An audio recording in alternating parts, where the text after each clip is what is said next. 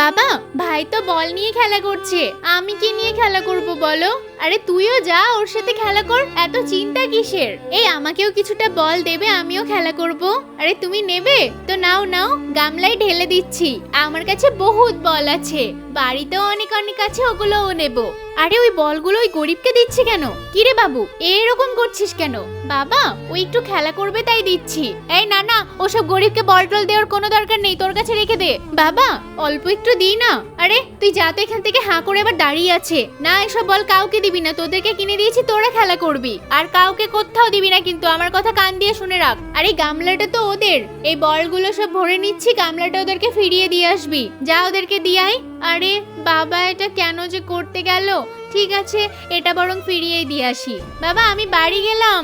ভাই, তোমার গামলাটা ফিরিয়ে দিতে এসেছি। এই দেখো, সাথেই ম্যাজিক বলও এনেছি। আরে তোমার বাবা তো বকবে। আরে চুপ করো তো ভাই, বাবা কি দেখতে আসছে নাকি? তোমাকে অর্ধেকটা বল দিয়ে যাব। এই বলগুলো নিয়ে তুমি খেলা করো, আর আমাদের দেখবো কালকে সকালে এটা পুরো ভর্তি হয়ে যাবে।